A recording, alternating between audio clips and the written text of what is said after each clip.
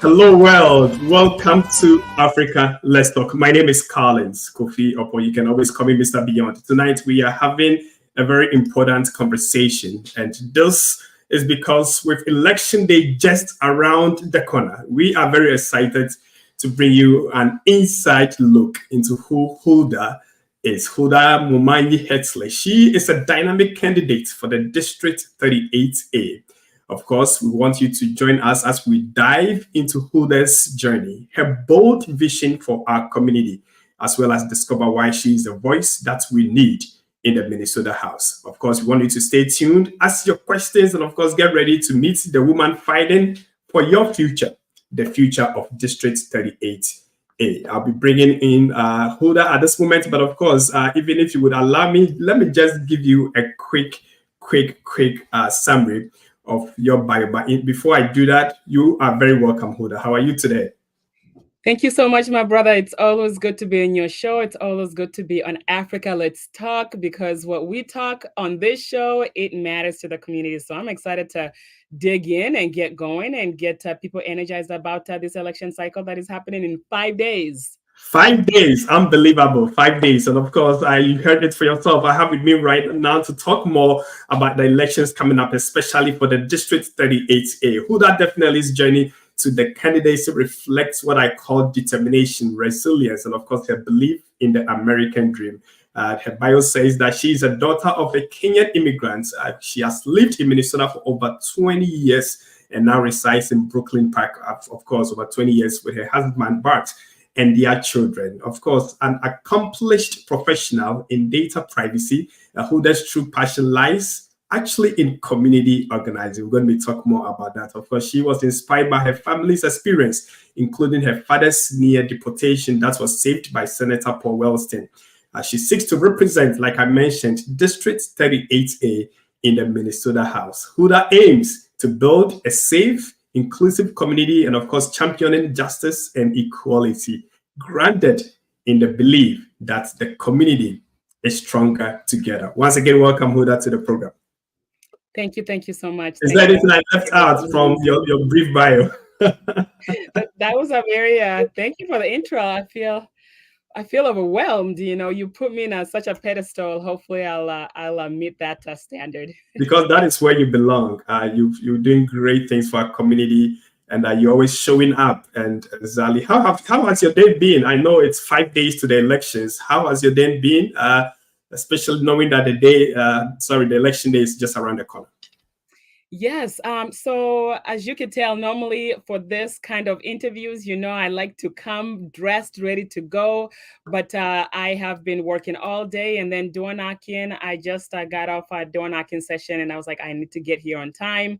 And so that's what we're doing. We are setting up volunteers the whole entire day. Volunteers have been coming in and out, going in door knocking. Some of them have been phone banking. Some of them are, you know, putting the literature together. So it's all hands on deck at this point because of, you know, such a short amount of time we have. Wow, amazing. Of course, I know that you are putting the work. And how is the response so far from the populace as you speak to them? It's there's definitely a lot of momentum, and obviously a lot of that trickles down from the national level, right? With the presidential election this year, there's a lot of energy that is going into this election cycle from both, sides, whether that is the Republican side, Democrat side, independent side, you name it. People are definitely paying attention, but there's still a lot of voters, who are out there undecided, don't know where to go vote, don't know what's on their ballot, how to Mm, get access to their ballot, you name it. And so right now it's just a matter of maximizing on that momentum, especially for our campaign. mm, I'm excited to say that a lot of the work we've been putting in throughout the year really engaging the voters. And so us, this is maybe the fourth or fifth time we're reaching somebody, and that has indeed. really brought in a lot of the results that we want to see in terms of the numbers of people who are voting within the district, as well as a lot of the responses, the positive responses that we are seeing from the community. And so we're excited, but we also do understand with the 40,000 plus voters only, just in Brooklyn Park alone, only about 11,000 have voted. So that means, my brother, there's a Mm. lot of work that we need to do in the next 5 days. Indeed, in the next 5 days. And that is why we're doing this, just so we get to know who Hulda is, get to understand your vision a little better, and of course, rally our community to go out there and vote for one name only. And of course, when it comes to District 38A and the name Huldah Hiltsley, of course, for the House. Of course, at this point, we'd like to learn more about you. What motivated you to actually pursue a career in public service? And how does your background, of course, in privacy operations, inform this approach as a candidate? Yes. So when I was thinking about a career path, I started off with the healthcare field, because that's Mm, what I knew, right? And as I got a little bit older and I had the opportunity to, shadow and really explore other options, I landed in, business and international business. And so my current role career is in, like you say, data privacy, data protection. I manage the data privacy program at Boston Scientific. It's a rewarding, challenging, exciting career path, but at the same time, my passion is community. And that really stems from how I grew up, where my father and my mother taught us to really get engaged in our community, to give back. And that also comes from our journey from, back in Kenya all the way to the US, where, we had to fight the immigration system for 11 years and finally mm, getting our, citizenship. And now finally 22 years later, I'm running for office. And so I grew up really having this model from my parents of giving back to the community, serving the community, and so even at a young age, I remember just picking up leadership roles here and there, whether that was at church, at school. And then as I got a little bit older, those leadership roles continued to grow. And recently, I was the president of the biggest Kenyan organization here, and I took, that through the community through the COVID-19 pandemic. And yeah, so I think that for me, that's where it finally clicked, the politics side of it, right? Because as right. immigrants, we come here and we settle and we think that, we don't have really a place in the political field. And so we don't really pay attention to that. But when I was, leading that organization and the community efforts that we were all collaborating with within the Brooklyns, right? Brooklyn Center, Mhm, Brooklyn Park. And you are part of that conversation, you absolutely. are part of that fight where, we would get on and talk about the resources that were available for COVID-19, where people could get vaccinations, all of this stuff surrounding, those efforts. That's when I realized that there was something amiss here, where, we would get resources, but they weren't enough, right? Mm, And then when I looked at other communities and what was coming to those communities, that's when I realized, wait a second now. And that found me, going to the Capitol and lobbying and literally beating myself against the wall, because, we were going and talking to legislators, and our issues weren't being addressed in the manner that they should be addressed. And that's when I realized, wait a second, sustainability of a community is rooted in policies that are, turned into bills, that are turned into law. right? Mhm. That's the sustainability of a community. And Right. so, other stuff came about, but really that's what pushed me into the political arena when it comes to my a connection between community and politics. Wow. So definitely the absolute eagerness to see change, to see that work is done and indeed done very well where it matters most. Thank you so much for sharing your vision as to what got into you into public service. At this point, we'd like to know also your vision about education. Of course, reading your policies, I saw you actually talking about world-class education. What specific initiatives or objectives or policies would you support to achieve this goal for your district? So when we talk about education and people hear this a lot, right?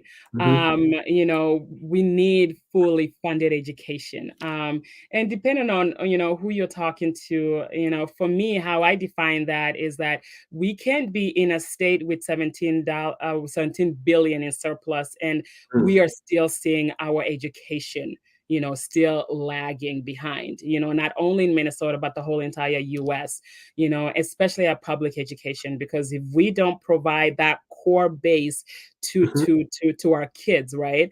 What does that say about our society? What does that say about the future of this country and our communities, right? And so Mhm. for me, it's about fighting to making sure that the schools have all the resources that they need.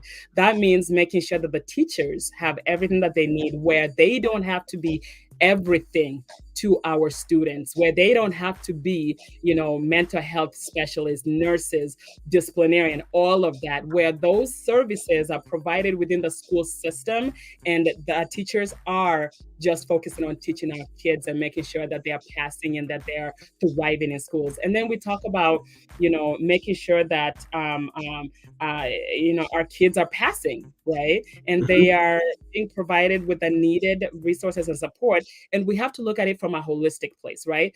Not every Right. kid that school has the same resources, that they're coming from the same background. Some kids are coming to school hungry because of what's going on at home, or they're coming from abusive backgrounds, or whatever the case might be. So we want to make sure that we are addressing those issues so that when a child comes to school, they are provided for, they're then taken care of, and they can focus on actually studying and making sure that they're doing well. Absolutely. Thank you so much. Once again, this is African Let's Talk. I'm speaking with Huldah Hiltsley. She is actually running for office for District 38A. And this is an exciting news because we need people like Huldah with forward thinking abilities to really be in the house to talk about issues that are very important, to advocate, and already working hard to make sure that changes are taking place in our community. Of course, the next thing we'll be talking about has to do with housing affordability. It's a major concern in districts like 38. But before we delve into that, if somebody is watching and they are wondering, District 38A, can you paint a picture for us about this district, the aspiration of the district? What do you see to be the opportunities that abound in this district, and even anything, information or story that you can share about this district? Absolutely. District 38 in general, the Senate District 38 in general is one of the most diverse districts in the whole entire state of Minnesota when it comes to the racial population of this district. And we have to acknowledge that, right? We have to acknowledge the beauty in that diversity, and then also acknowledge the challenges that this district has as well, because we're seeing a lot of businesses that are minority owned, especially specifically African immigrant owned, and making sure that those businesses and all of the businesses within the district have the resources that they need to thrive. We saw what happened with COVID-19 and how that really affected, the business community, not only here in District 38, but also in the whole entire, world, really. And that changed the face of how business is done. And so specifically to Senate District 38A, there's a lot of potential within this district, and we are seeing that from our business community here. We are seeing that within our various what do you call it? Our various Mhm. social organizations that are working within this district. But the Right. biggest thing that I'm hearing at the doors, right, like what people really want us to address and leaders to address, is public safety. right? Mhm. So we have a long way in terms of really making sure that everybody within this district, feels safe in their own homes, feel safe in their businesses, feel safe when their kids taking their kids to the park, you name it, because we have beautiful, spaces that we can enjoy, but a lot of folks here just don't feel safe, and so making sure that we have a comprehensive public safety where we are supporting our law enforcement. We have here in the city of Brooklyn Park, and also it covers ASIO as well.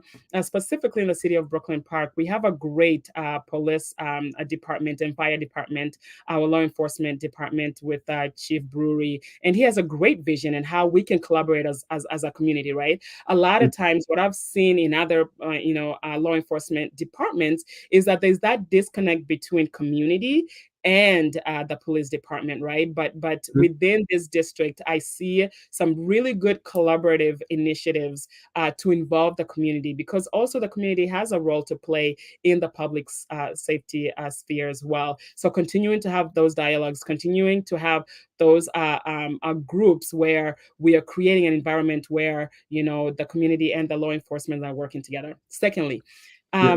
diversity in housing, right? Making sure that we have affordable housing for whatever level of need there is, right?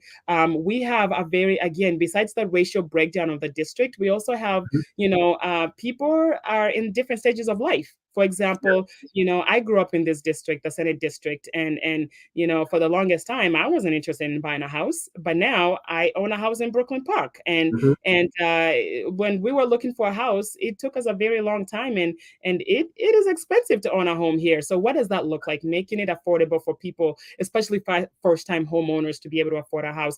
Renters, right? We have a lot of renters in this district, making sure that there's strong renter protections in place and options for rental properties that actually make sense for the very diverse district we have. So having a diversified housing options for the district is definitely a big part of it. And we obviously have talked about education and early childhood care, child care. A lot of families are really struggling and hurting, and I'm one of them because I have two kids.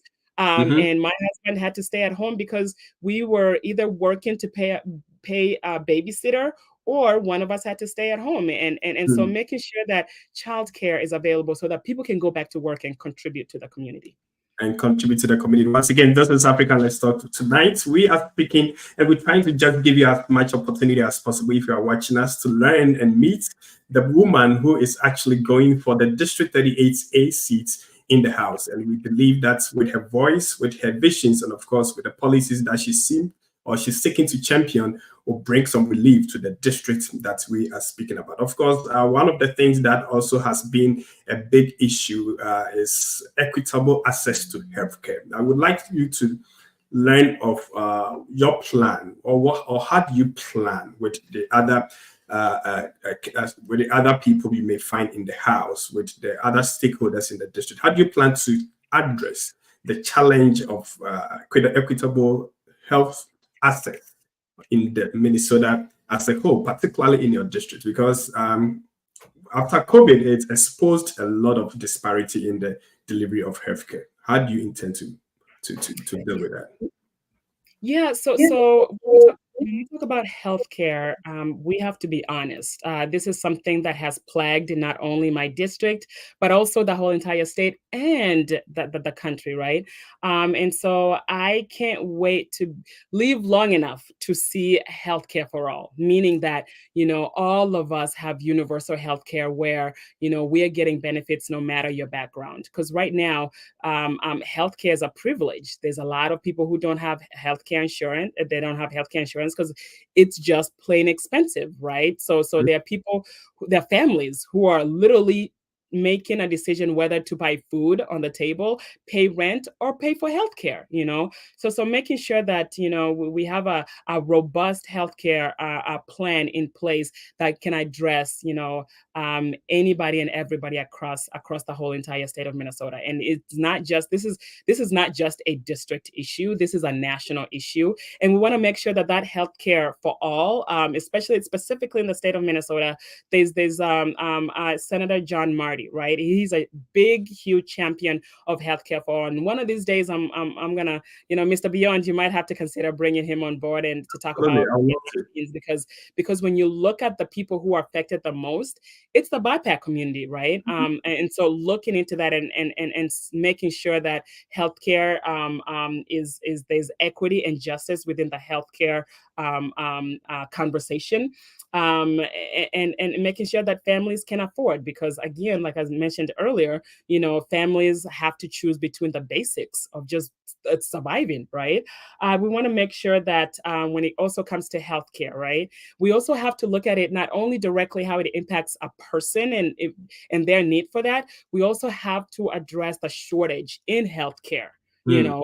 When you look at the shortage in healthcare right now, we're talking about nursing assistants, nurses, doctors, you name it. That also adds into the issue of healthcare and why we are seeing a lot of, the population not getting the healthcare that they need, because our healthcare system is so overstretched, and there's such a huge shortage of workers that quality of healthcare, especially in the state of Minnesota, where we have state of the art hospitals and schools that really are leading nationwide, even the world, in their research. Uh, Yet most of our people don't have access to those resources. So that's definitely something that we need to be honest and serious about. And I know that the healthcare bill has been, in the works for a very long time. And I'm excited to join Senator John Marty in the Senate side while I'm on the House side with other legislators who are passionate about this topic to really try to move the needle on that.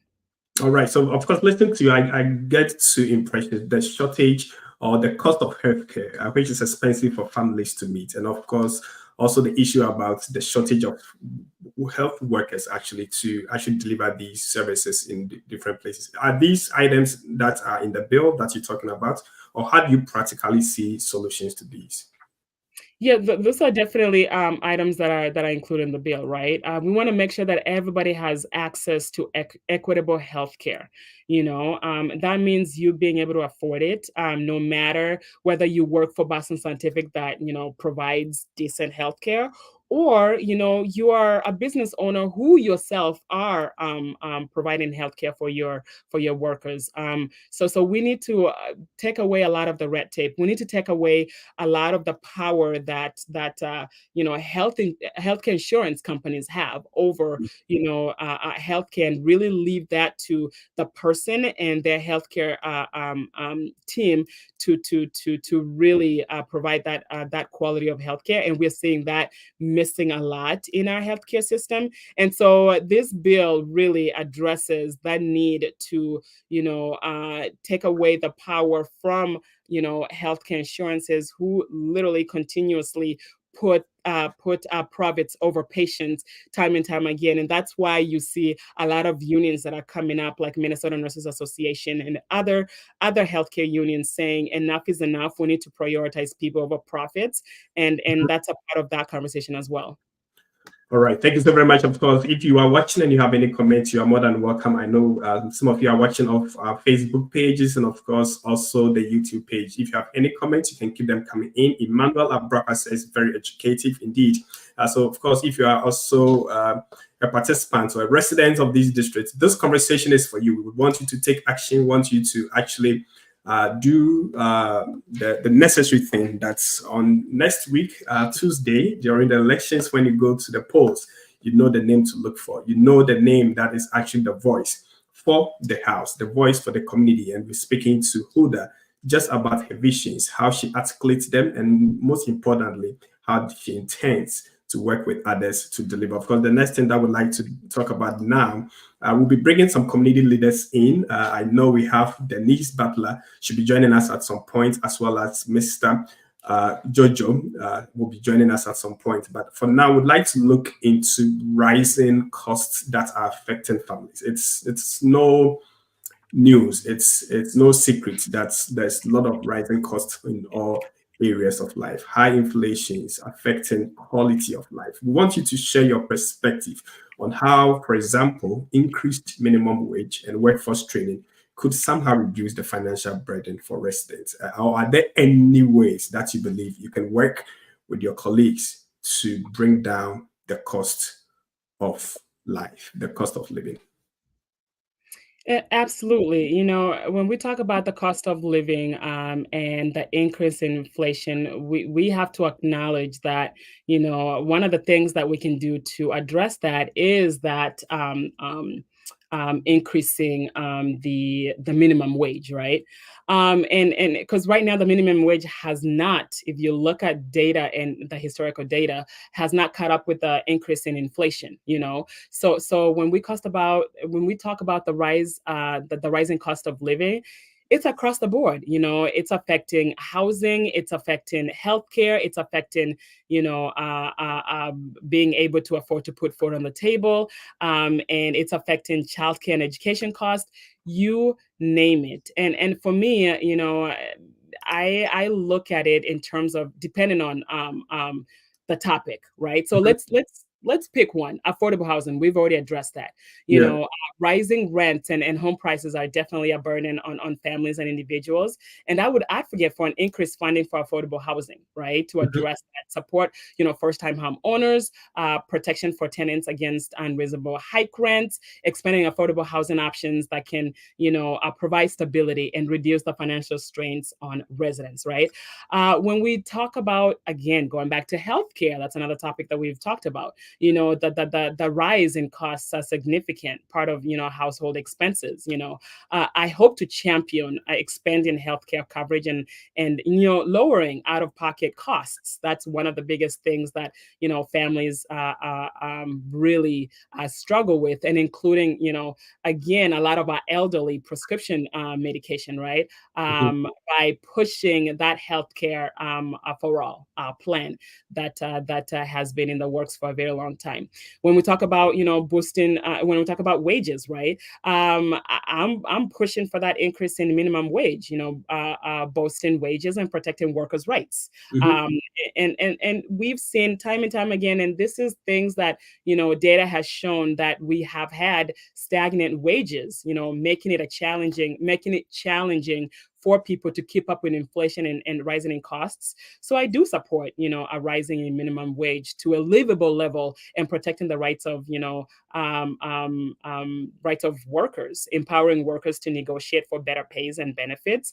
And then with fair wages, families can keep up with their expenses and building financial security. So I can go on and on and on in the different topics, investing in transportation and infrastructure. Like when you think about, rising in cost, we don't really associate it directly with, investing in transportation infrastructure, but access to affordable, reliable public transportation can lower household costs, Yeah. especially as gas prices, fluctuate, so I'll be a huge supporter of investment in our public transportation and infrastructure, making it easier and cheaper for people to commute to work, to, school and other essential places. And people talk about taxes, right? For working families. We need to definitely talk about implementing a tax policy that reduces the burden of middle and low income families. Expanding that tax credit, like the earned income tax credit, right, and the child tax credit that we saw that came through, right, for Mhm. working families. So that means when we do that, that means putting more money back into the hands of working people and helping offset the rise in living costs. And then Correct. lastly, when I think about, strengthening our local food security, because that's a big thing, and Mhm. reducing energy costs, and there's a huge rise a cost of groceries and utilities that is impacting families' budgets. So I will definitely fight for policies that increases access to, local source affordable food, and encourage renewable energy, sources to lower energy bills. A good So, example, me as a homeowner, my husband and I invested in solar panels, right? mhm. We went from paying two to $300, in our electricity, to Mhm. now paying literally, 50, 60, $26. Actually, Mhm. this last month Yeah. I was looking at that bill going, wait a second, That's this the is thing. real. you know. So looking at all of those things, in definitely addressing the rise the rise of cost of living, Okay. that is really a burden to families. All right. Thank you so very much for sharing your views on how definitely the practical ways, because that is what people are very interested in, to learn of the practical ways that we seek to work towards reducing the cost of living for families. Of course, Henry Onjeri says, we are fully behind your vision for not just 38A, but the entire state. Thank you for stepping up to lead. We shall win, inshallah. Indeed, we shall win, and we are stepping up like she has done by showing up at the ballots, showing up at the polls, and looking for the name Huldah Hiltsley, definitely for District 38A. Of course, at this point, I would like to just to take a quick break. Even the break has to do with just us learning about what others are saying about your campaign and the support that they are seeking for you. So let's just take a minute to... Hi, I'm George Green, and I support Huldah Hiltsley for Minnesota House. Huldah is the hardest working candidate I've ever seen. I know her family believes in service, and I've talked to her dad about this and talked to Huldah about this, and they live to serve. And Huldah has wonderful ideas that she can bring to the House along with the other Democrats. And I think we will all be very well served by having her in the House. I'm very excited to see her go there because I've known her long enough to know just how special and wonderful she is. I think you will too when you meet her. And as Huldah is fond of saying, we are stronger together. Indeed, we are stronger together.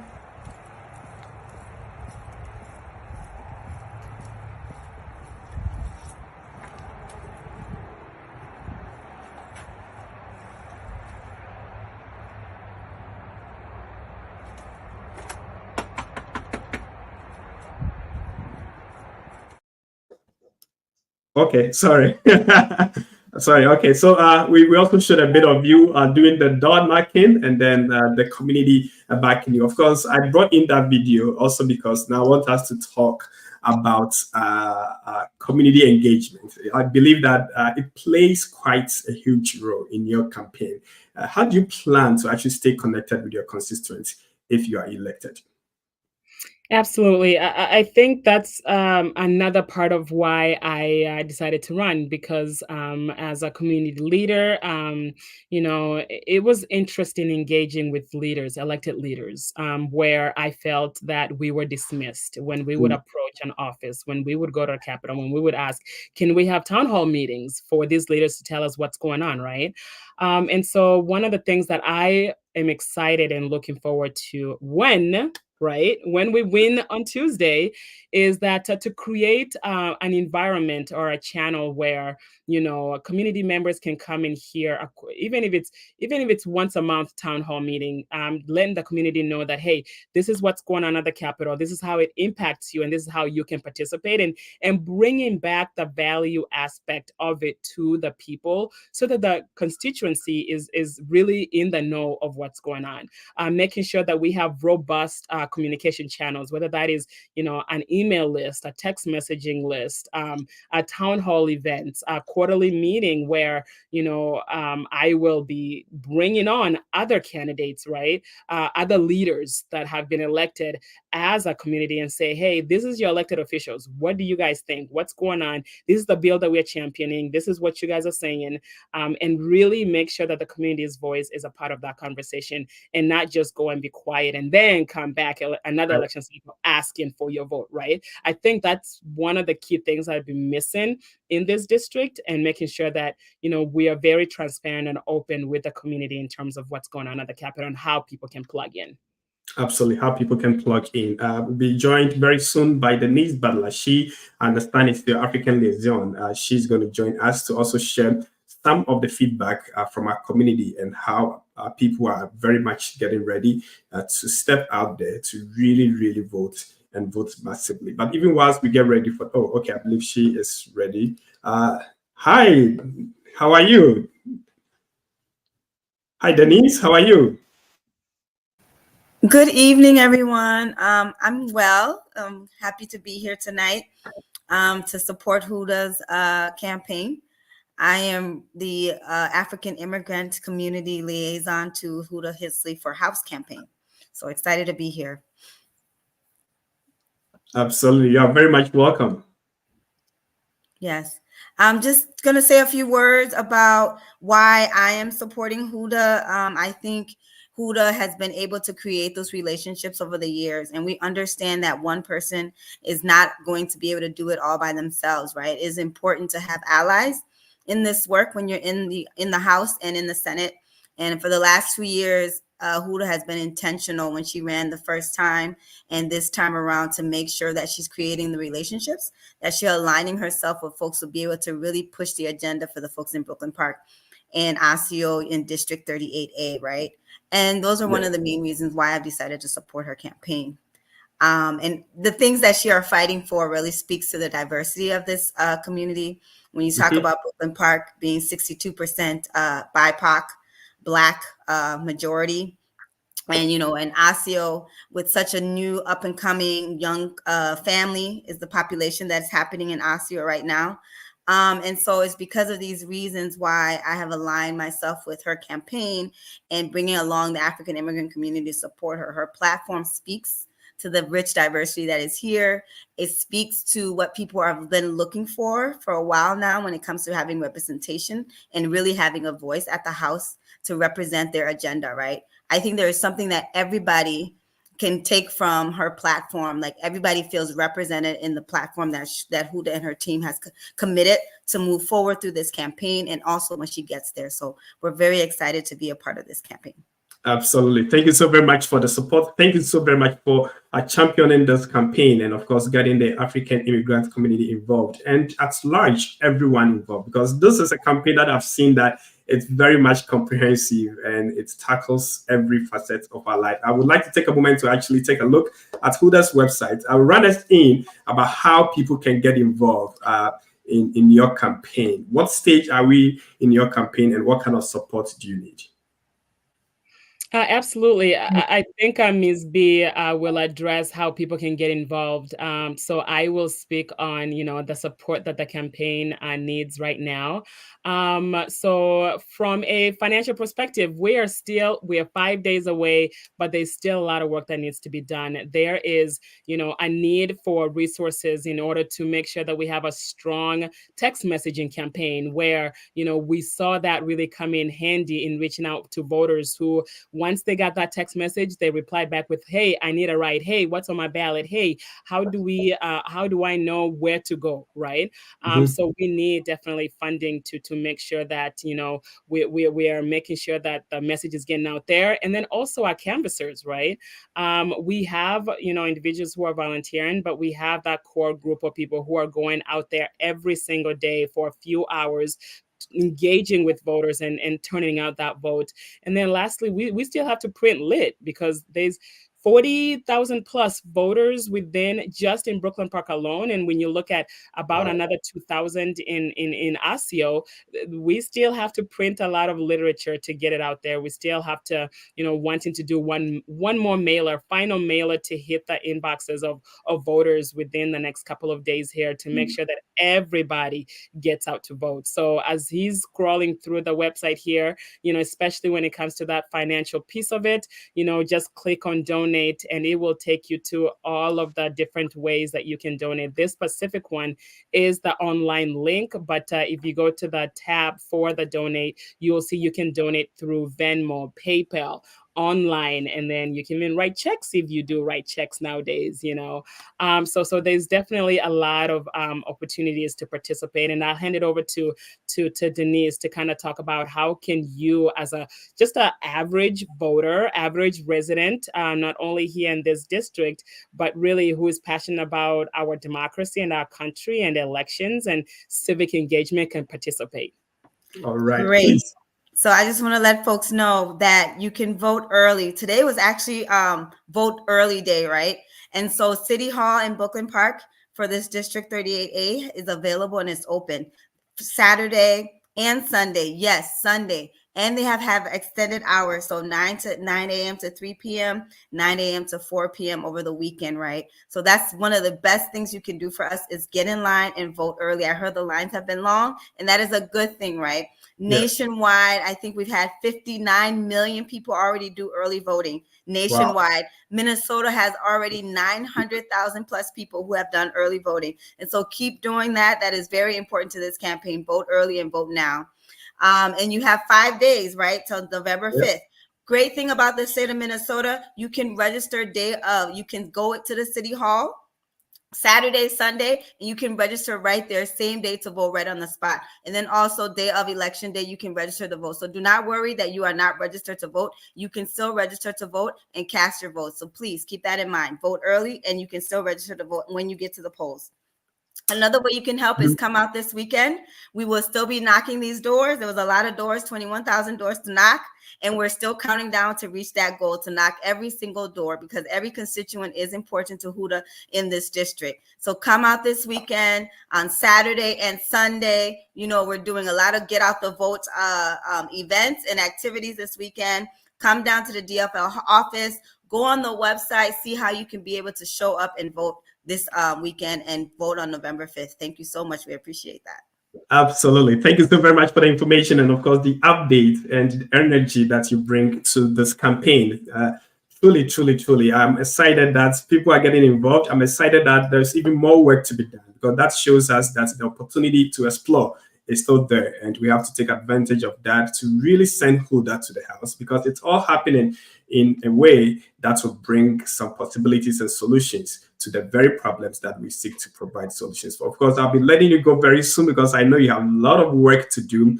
But hey, is there any closing remarks? But before that, I think that we have a comment that just came in. Orina Machoka says, Huldah has consistently demonstrated her commitment to our community, bringing integrity, compassion, and a deep understanding of the issues that matter most to us. She has the vision and determination. Indeed, I think this person has summed it up, summed it all up for us. Thank you so very much. So Huldah, please, any concluding remarks before we let you go? And is there any way people can get involved beside what we've already talked about? So are you talking about me or Denise? No, Denise is not on the line now, so it's you. Oh, okay. So you want me to give a final? I was ready to stay here all night. Okay. Then I have a question for you, please. Before you go, yes, I think one major issue that people are talking about is economic stability. We talk about cost of living and all of that, but then when we talk of economic stability, what does it mean to you in the context of your district? That is some idea that we wanted to have from you. And what state level measures would you prioritize to help achieve this goal? So let's talk about that part, and then I'll let you go very soon. Okay, sounds good. Thank you so much. Yes. And again, going back to how you can support the campaign. I know that somebody had made a comment in regards to how much can you give? Somebody can give up the max you can give to a House candidate is $1,000. $1,000. But you know what? I know that families are struggling, individuals are really struggling. So that $5 will go a long way. That $10, $20, $50 will definitely help us get closer to winning this race. So I'll leave it at that. So going back to you're talking about economic stability and what that looks like. I honestly believe that economic stability for me is the foundation of a resilient and thriving community. And my tagline, besides stronger together, is a safe and thriving community. And that's a part of it, making sure that we have an environment and a community that is economically stable and is thriving. So I'm definitely committed to you talked about what I would champion to policies that create stable, sustainable economy, where every resident in this, not only in this Senate District 38A, but the whole entire state of Minnesota has the opportunity to succeed, And I'm hoping to, strengthen, again, going back to the workforce with, fair wages and job security, making sure that the jobs that are coming into this district, that the businesses that are operating in this district are able to pay, workers a fair wage, because a strong economy depends on a well-paying, secure jobs that people can live on, right? Yeah. So that goes back to what we talked about earlier, minimum wage, and making sure that that's a livable wage that people can actually survive and support their families on. Secondly, investing in small businesses and local entrepreneurship. I think there's power in that, right? Our small businesses are definitely the backbone of our economy. And by providing grants, low interest loans, right? Tax incentives for small businesses, partnering with like an agency like DEED to make sure that the grants that they're creating for small businesses also meets the needs of this very unique and diverse community. A good example, a lot of African business owners that I know within the district, they have a hard time applying for some of these grants because the core expectations and requirements do not address their cultural differences that they bring, very rich, that they bring to the table. And so that's, again, supporting our small businesses. And then I also think about expanding access to education and job training opportunities. I went and toured a couple of unions, and that's why, you've seen, my campaign is the most union endorsed campaign probably in the whole entire state of Minnesota. And that's because unions literally have this holistic nature of making sure that, their members are paid very well, have good benefits, have like their core life services. Some of these unions have their own banking institution, their own healthcare clinic within the site, right? So making sure that we are definitely addressing that, and the economic stability depends on the skilled and adaptable workforce, and unions provide that trade, right? The trades. It's another aspect of our economy that we don't really put a lot of emphasis on. Not everybody, is wired for that 4-year track of education, right? And most of these trades pay really good money, compared to some of these people who've gone to school. I'm not saying don't go to school now, but I'm saying that if the 4-year track is not your, cup of tea, look into the trades. And then again, improving, I'm not going to go into details about this, but improving affordable housing, and I talked about infrastructure earlier and renewable energy initiatives, strengthening social safety nets and financial protections, programs like unemployment benefits, social security, y'all, for our elderly. My mom just retired, and I had to help her sign up for Social Security. And it was so complex that we ended up going to the Social Security offices time and time again. How do we take the red tape away from that, making sure that our seniors who have worked all of their lives, who've paid into that system, can also benefit and have, enough resources to live a comfortable life. And then lastly, promoting a fiscal responsibility and accountability. When we talk about economic stability, it also requires responsible budgeting and transparency in government spending, and I am committed to ensuring that taxpayer dollars are spent effectively, reducing waste and prioritizing investments that benefit our community. Wow, that is amazing. This for me is the message of hope. This for me is the message of substance, the message that seeks to address very important, critical, and of course, challenging issues that are facing our people, to bring them relief, indeed, the relief that we all deserve as citizens and, of course, as residents, especially of District 38A. Now, for your concluding remarks and anything else that's we left behind. Absolutely. Mr. Beyond and Let's Talk Africa, I think this is such a great opportunity to make sure that our community knows what's going on. And I know that, Let's Talk Africa has been at the forefront of educating our people. And one of the biggest challenges now that I'm in this space as long as I have is that our community, especially the African immigrant community within, this district, not just this district, just across the whole entire state of Minnesota, there's that lack of understanding about how this civic process works.